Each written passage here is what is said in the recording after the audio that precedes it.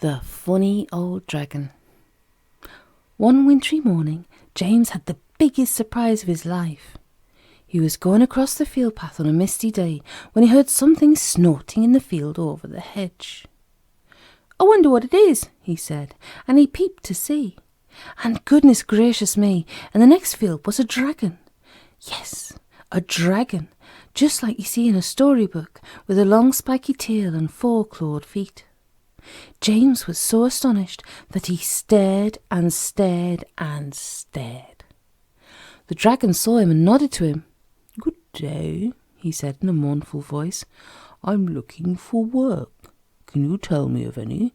"Well," said James, still more surprised to hear the dragon's strange, husky voice, "I'm afraid I don't know of any work a dragon can do.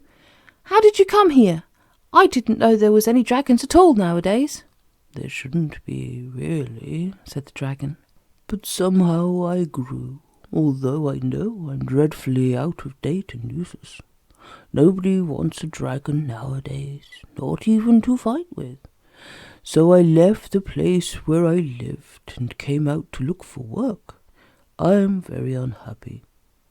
James squeezed through the hedge. He was sorry for the dragon, who had very large, soft brown eyes. He took a good look at him. "Well, I should think you'd better keep yourself hidden," he said. "It's not likely anyone will be frightened of you nowadays, but you might be caught and put into the zoo in a great big cage like the lions and tigers and bears, and you might not like that."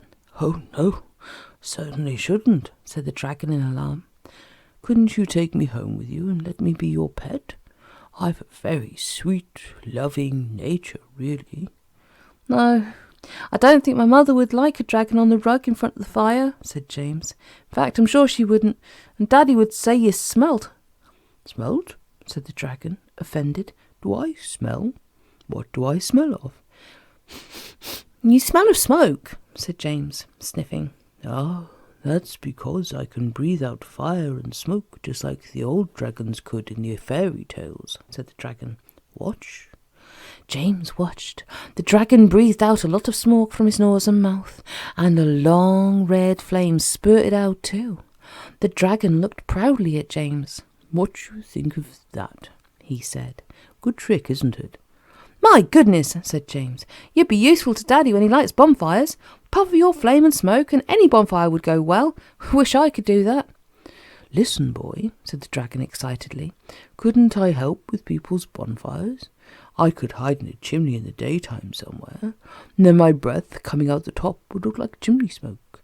But at night I could creep out and go all around puffing at people's bonfires, making them burn well.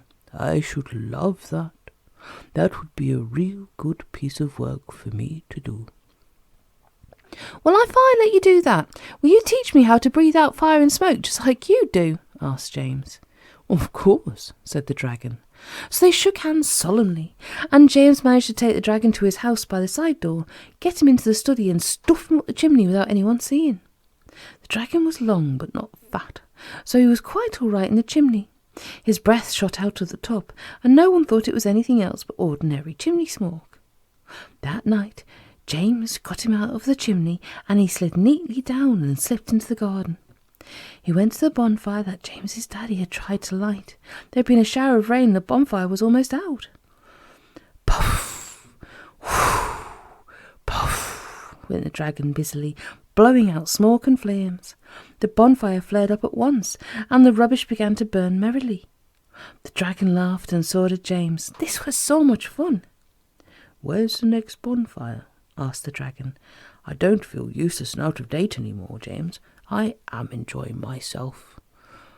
Well, the old dragon got everybody's bonfire burning very well indeed, and James knew that all the gardeners and daddies would be simply delighted the next day, and he would be the only one that knew the secret. James felt rather grand. "Please teach me how to breathe fire and smoke. Please, dragon," he said. "You promised you would." So the dragon gave him his first lesson. My goodness, it was most exciting, I can tell you. James was able to breathe out just a little bit of blue smoke at the end of his first lesson. "Hoo-hoo!" said James. "Won't I make the boys stare at school? My word, no one dare to be rude to me when I can breathe out fire and smoke. I shall have fun." The dragon went back to his chimney after that, and James crept into bed. Every night they went out together, and soon they were very fond of one another indeed.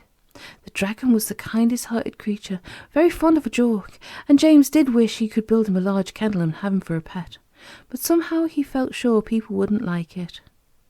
"I'm very happy now," the dragon told James. "I have good work to do, and I have a friend. That is all I want. Be sure to let me know, dear James, whenever any of your friends want their bonfires kept burning in the night, and you may be sure I will go and do what I can for them."